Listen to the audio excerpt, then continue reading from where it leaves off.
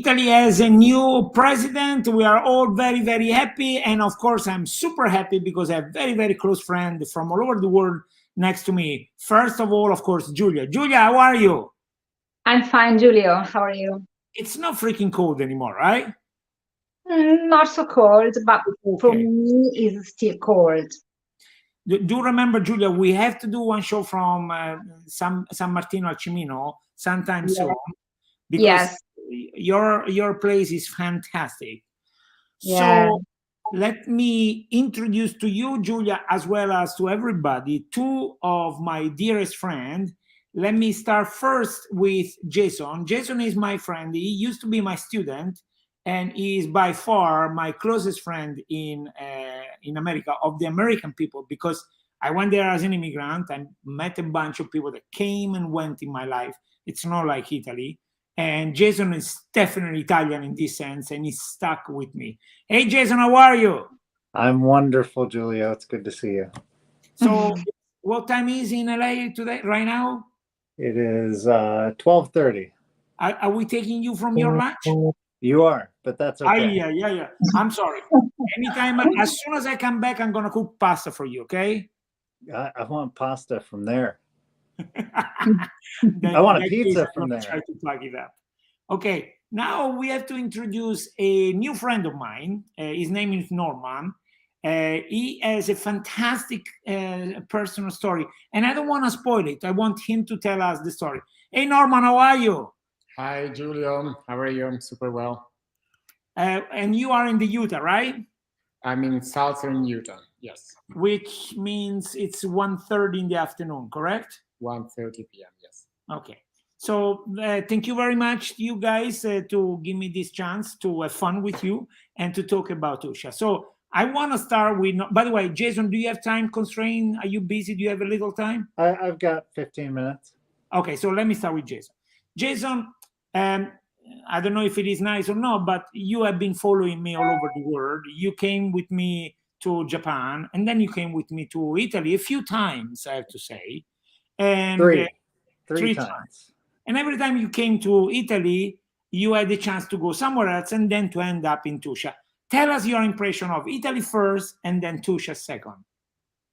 Well, every time I come to Italy, I rent a car and drive. That's just how I travel. So the first time I flew into Milan and drove over to Torino and down over to France for 10 minutes.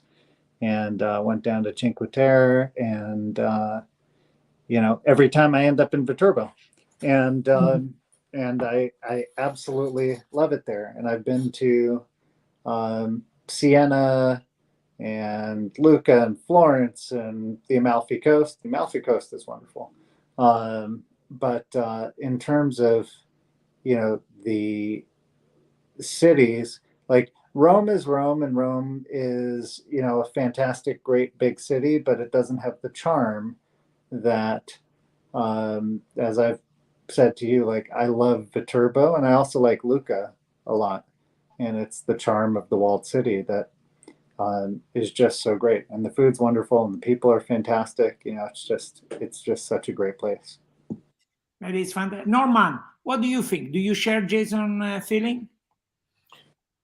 Well, I'm from Rome, so you're a little biased. I'm raised in Rome, so I'm a bit biased. Now, of course, these are very different dimensions. I lived at some point in another world city called Rieti, which is not that different either. So I do share the idea that smaller cities in Italy have a charm of their own. Rome is beautiful, but it's congested, it's messy, it's chaotic. Norman, do you know Lucca by any chance? Yes, I do. How do you like it?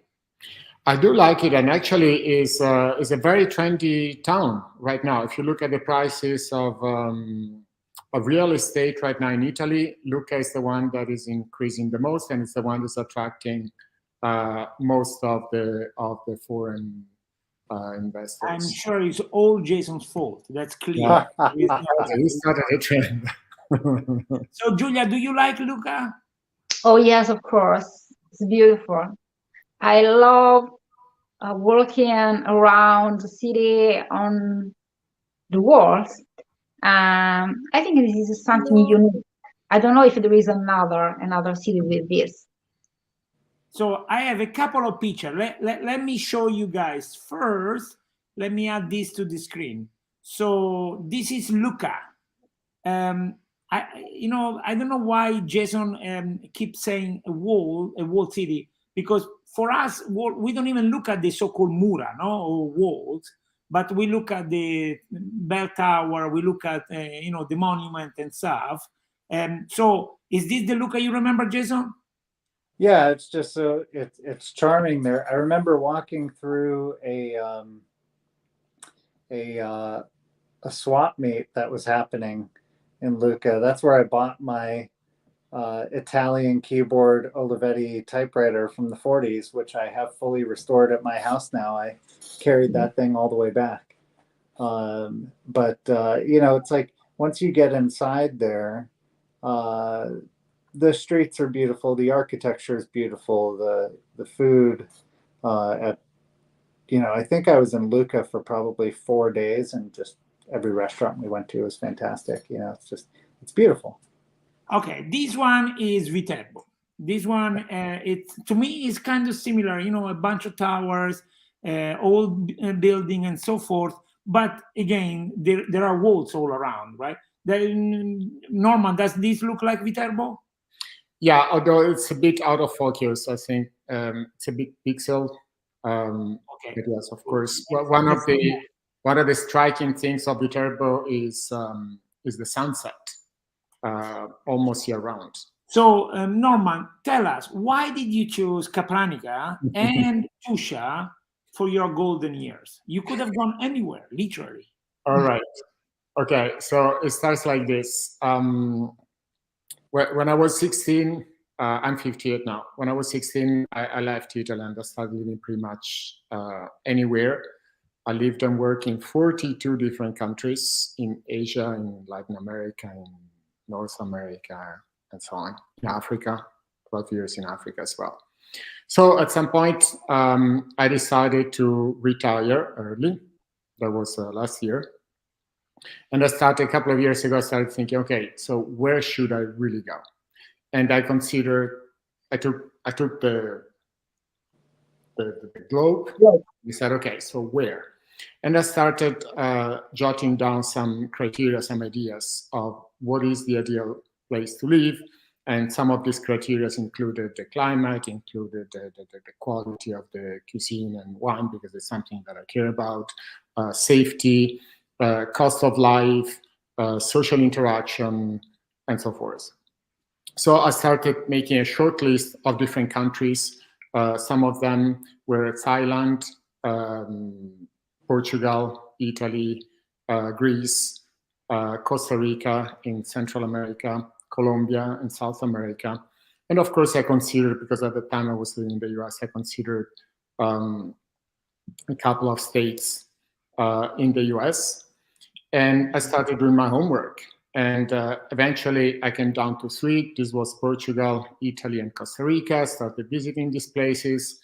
And of course, I'm from Italy, so I know Italy much better. So I decided that Italy was probably my best shot. And then after that, the point was, okay, where in Italy? And I started zooming in, considering different regions. One of them was Tuscany, where Lucca is, by the way. That's why I know about Lucca. And that was actually, to be honest, my first choice. But then, of course, Tuscany is invaded by tourists. Real estate prices are outrageous. And then, by chance, I went one day to Sutri, which probably all of you know. It's a little village. It's called a borgo in Italian. And I started looking around the area, and I found fantastic opportunities. And Capranica is just next door to Sutri, and that's where I found a house that, as soon as I saw it, I realized that was going to be the place. And that Julia, did you hear? We beat Tuscany. Yeah. suffer this Tuscany thing. Why the heck did you want to go to Tuscany first? This is not nice. Lie to us. There is like an idea of Tuscany, especially when you're in the US. And it is true, Tuscany is a beautiful region. But my problem was definitely to picture perfect.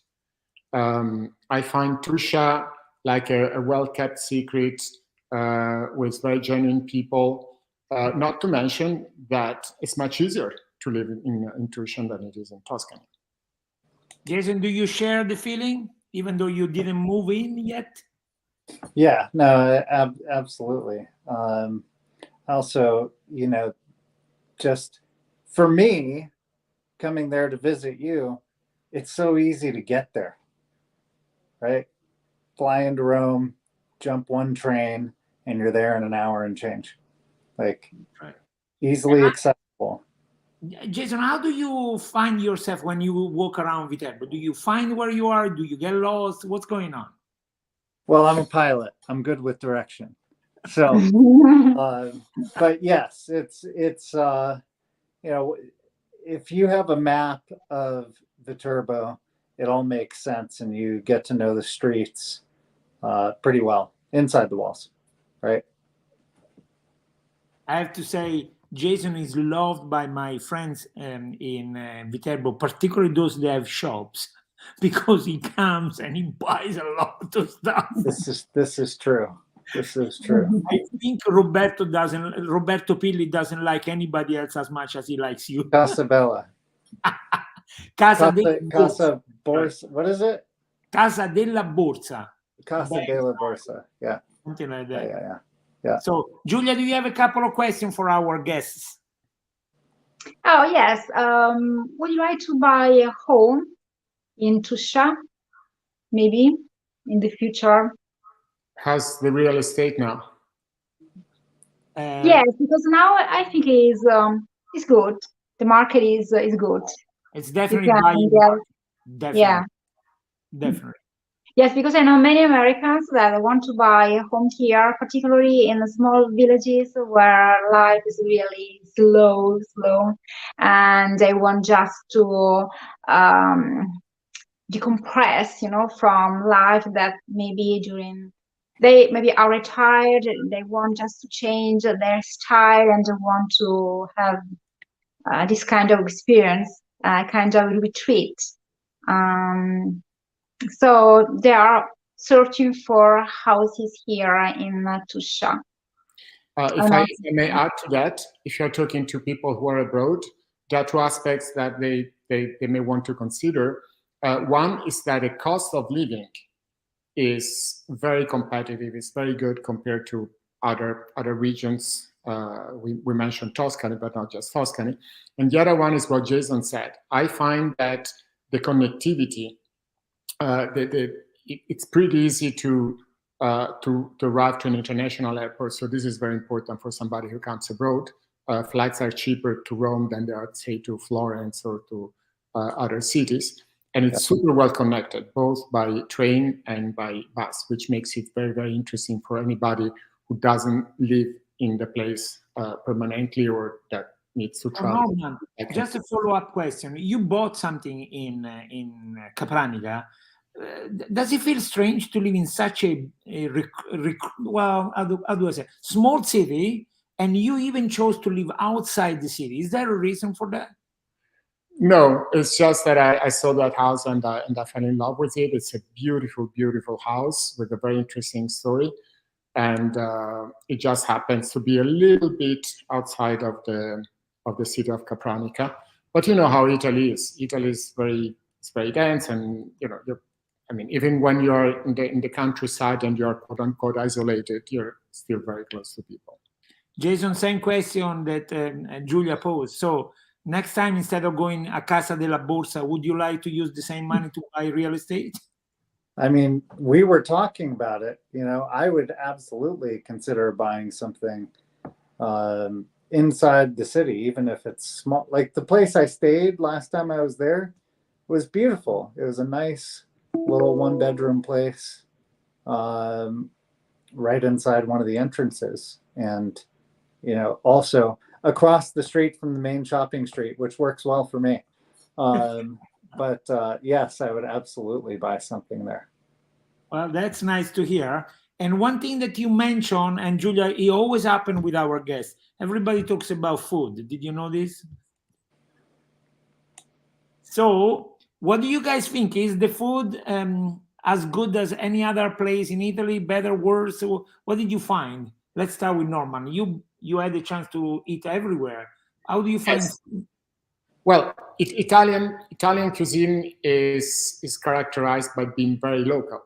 So what is good of Italy is that wherever you go, you have different local dishes, different traditions, and of course, Italy-Tuscia is no exception. So food is great, but so is food elsewhere in Italy. It's just different. So, Jason, let me ask you a very hard question. Do you remember any food from Lucca?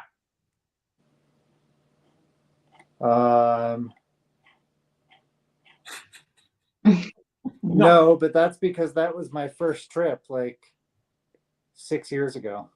But you do remember the guy, the host of your place where you stay, right? I do remember him. Yeah, he was like a mafia guy. This is what I feel. It's the food is fantastic in Italy, but really, what Julia stands for in the human connection, the ability to connect on a quick moment. Italians are very, very special for that. I think, Julia, I'm sure you share the feeling, right? Yeah, yes, of course, I do agree. Yeah. So I think it's very easy to get connected. For example, Norman and I got connected through a worker that you didn't know before. He did some job at your place, which is very strange for Italian because Italians have a reputation. But clearly, you like the guy. You gave him my number and so forth, and then we connect and boom, look at us, right? So I think this kind of things is very special about Italy. And to be honest, I'm incredibly proud of it because I personally live out of human connection. I couldn't be myself. My life would be freaking boring, right? So I think like Jason is really an exception in America. I lived there freaking 30 years, right? I basically have one friend from America. And in Italy, I cannot go from point A to point B without meeting, I don't know, 7 people that wants to have a coffee with me or something, right? I think this is really special about Italy. Do you guys agree? Yeah, I'm a witness of that. I've been seeing you in Viterbo, basically every 10 yards, somebody stopping you and say, "Hi, Giulio, how are you?" And let's go have a coffee or have a chat or whatever. Yes, I know that very well. Yes. Yes, because when I stay with Giulio and we have to do something and he says, okay, maybe we will take about 10 minutes, 3-4 hours, and we can't do that thing because he keeps saying hello, hello, hello. And so sometimes it's a nightmare because if I'm in a hurry and I have to rush, so I can't because I have to. So, Jason, you are from LA. That is probably the worst in this sense. People use people and so forth. But you know me, I'm a very social guy, and yet very social. What do you think, Jay? You are the most social guy I know, and I have learned it from you. So thank you. But yes, I mean, that's the funny thing that I remember, like when I went to Lucca and I rented an Airbnb, and the guy who was hosting us, I don't remember the full story. The Airbnb was actually his girlfriend's or something like that, his ex-girlfriend. And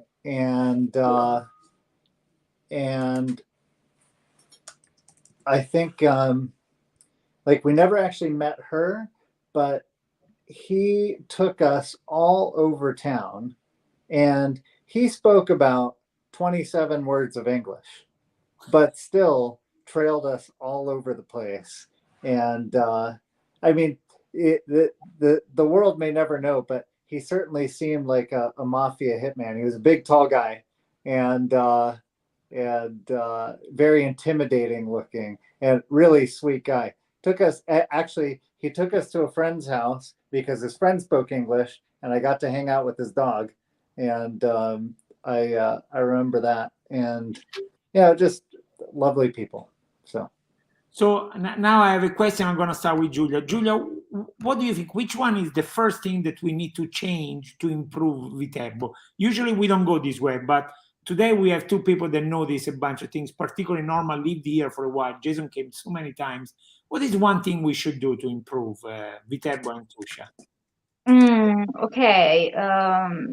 But yes, you say that we love socialize and we are very open, but sometimes it's not like this.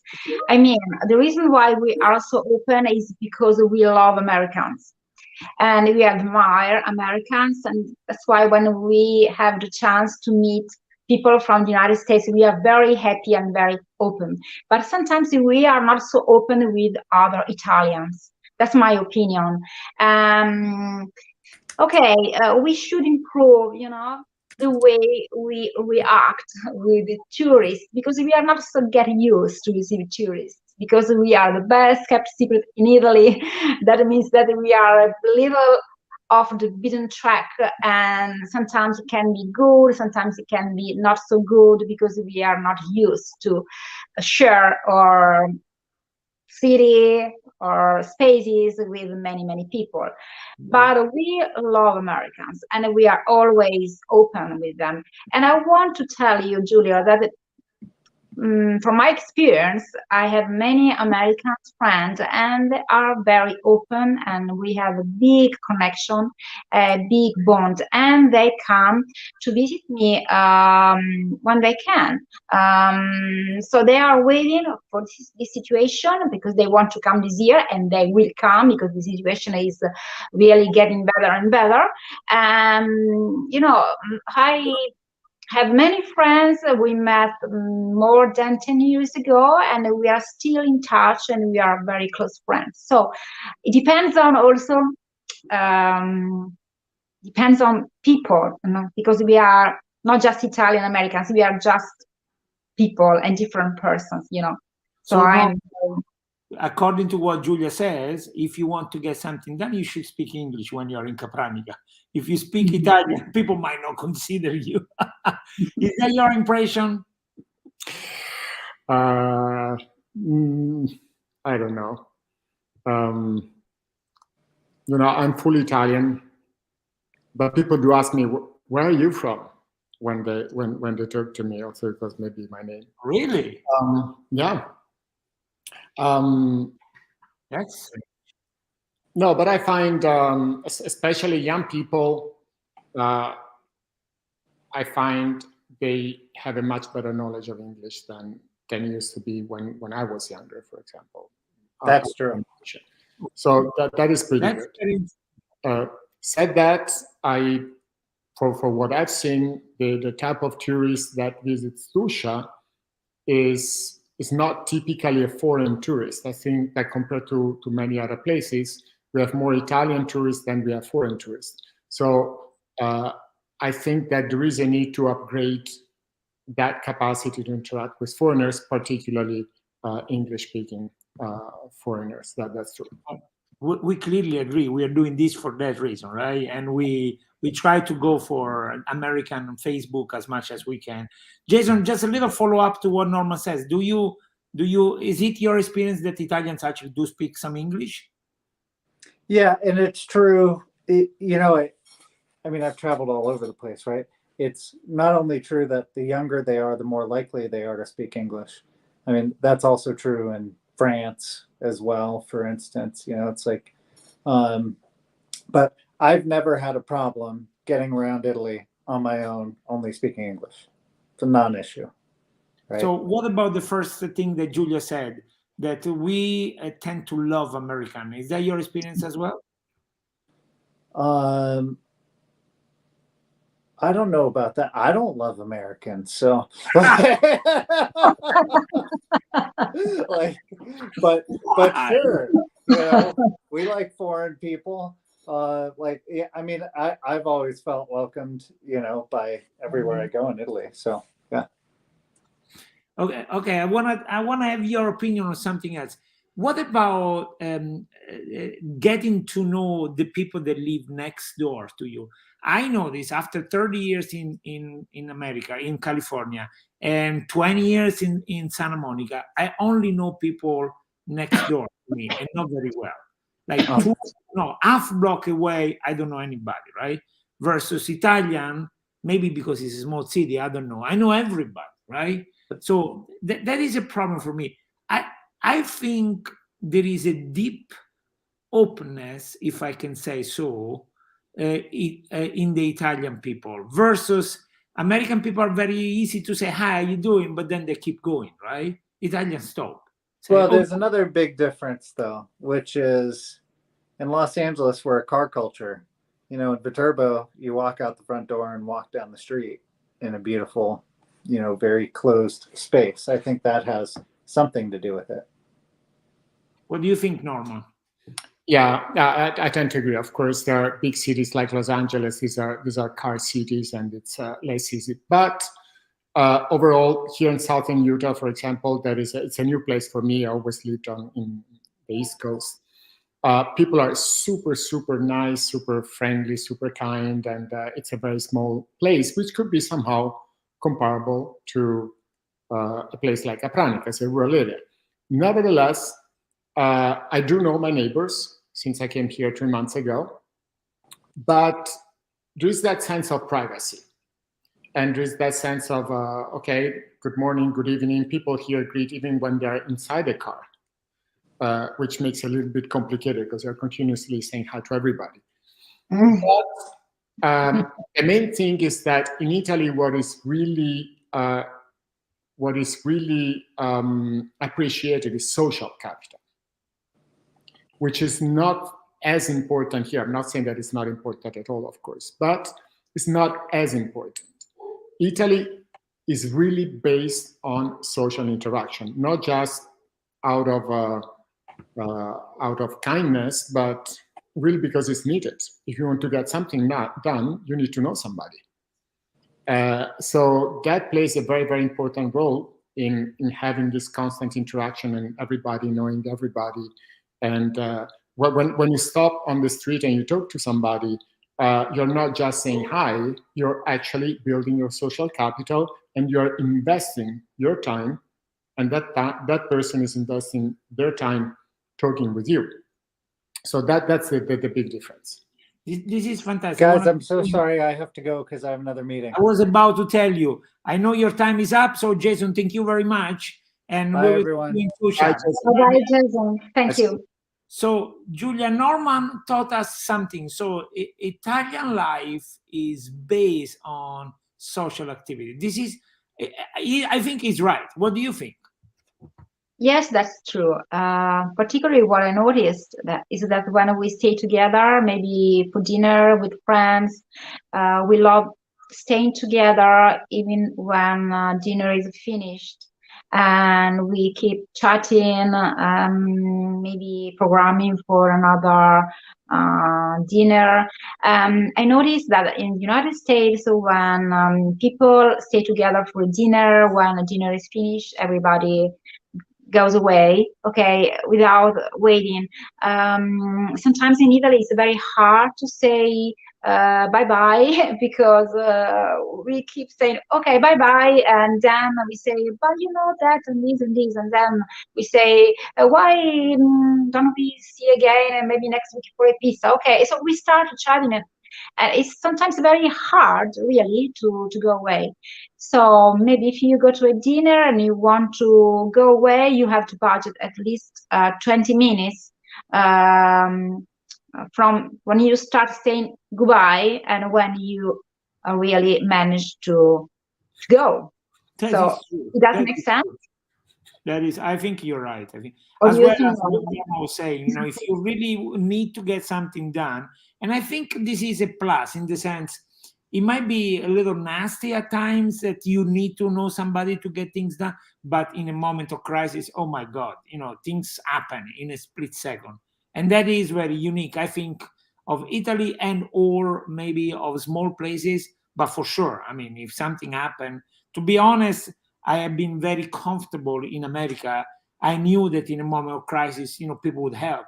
But in Italy, really, it's a call away, and then everything happened, right? That's how I feel. Norman, is that your feeling as well?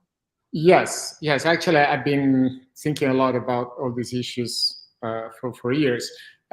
US is a culture like many other Anglophone countries.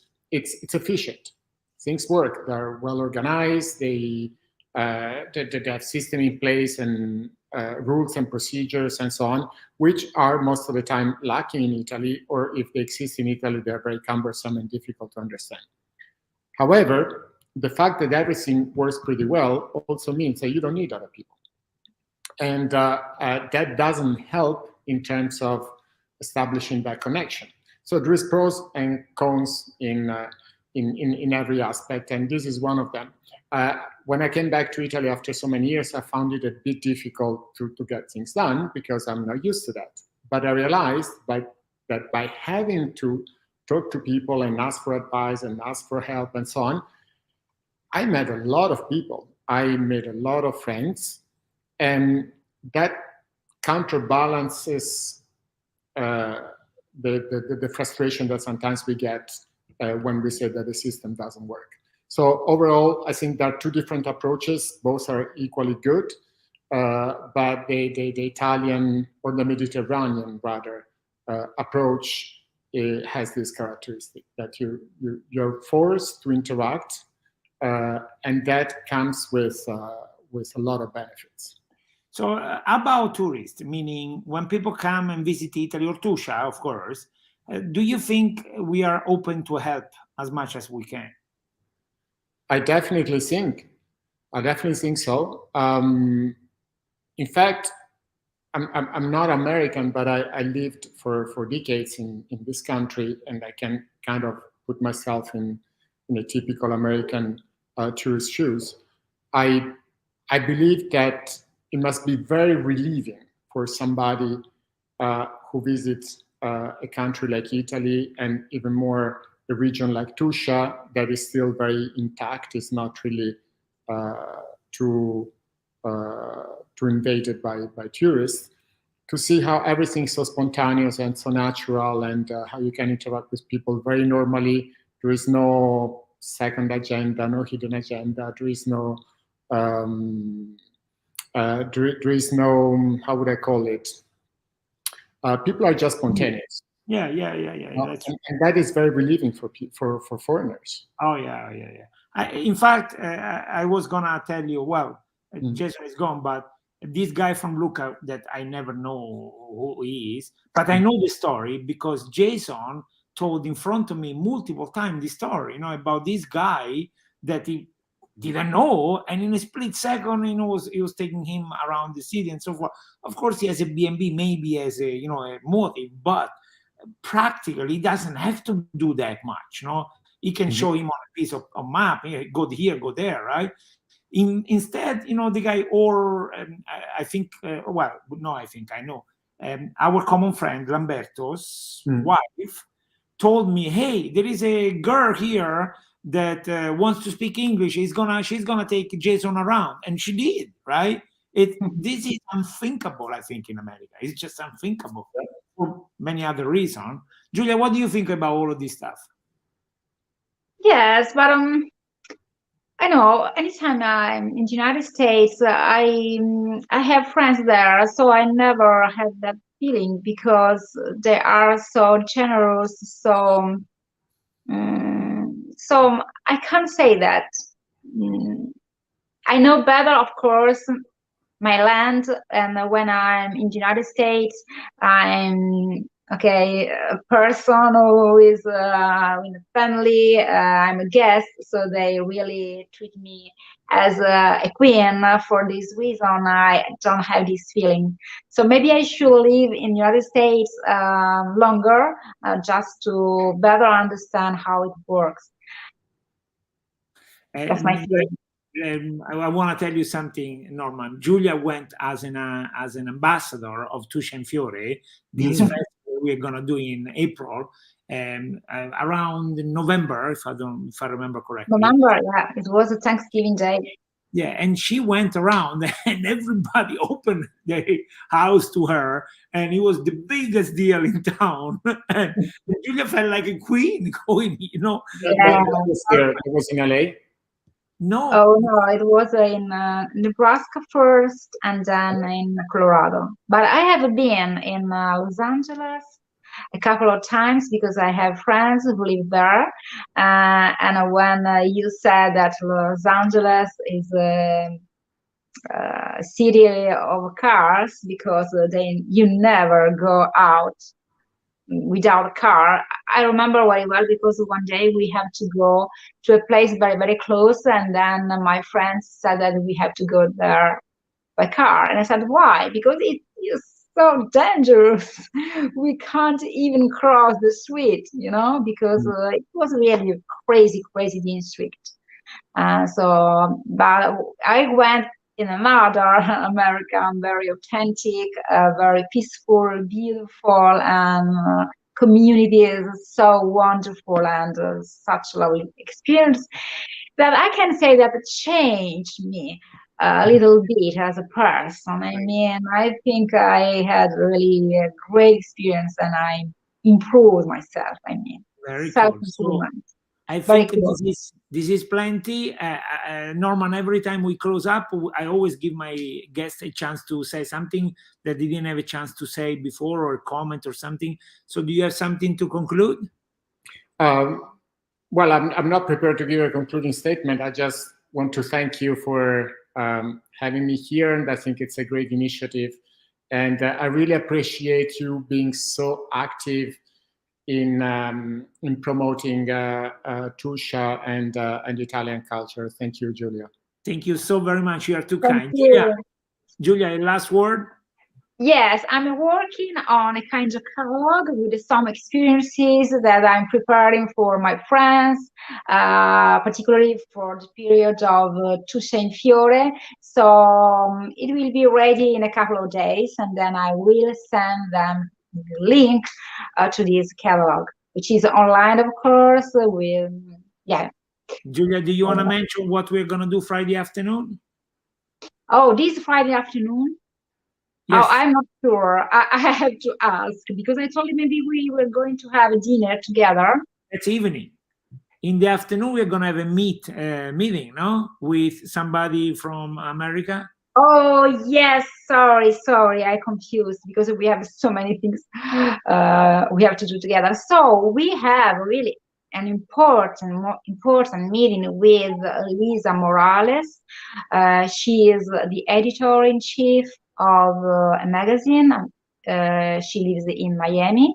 The name of the magazine is Live in Italy magazine, and I'm an author, and I work and collaborate with her. I started our collaboration 1 year ago, and I'm so happy and proud to be part of this magazine. So tomorrow we will talk about Tuscia in Fiore because she's so lovely, and she's promoting our festival in United States. What do you think, Norman? Is Miami a good place to hunt some tourists?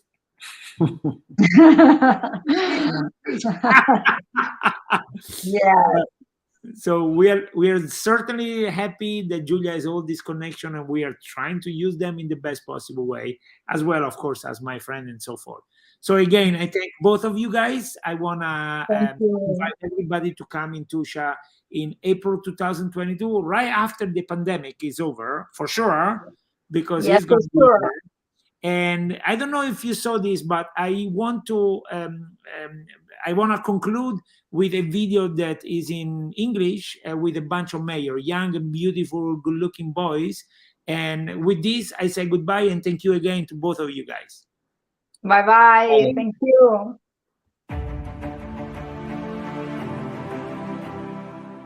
There is a place called St. Peter's Land, hidden between Rome and Tuscany.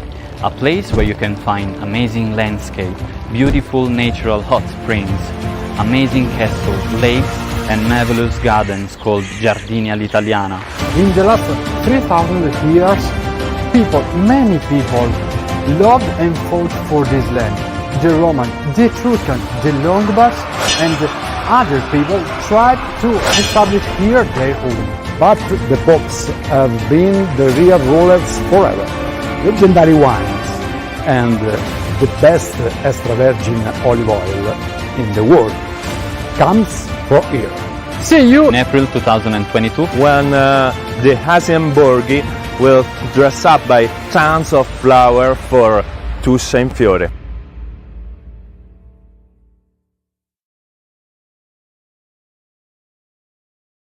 Regista, com'è andata oggi? Bene, benissimo, come sempre. Ci vediamo alla prossima, Giulio. Dalla Tuscia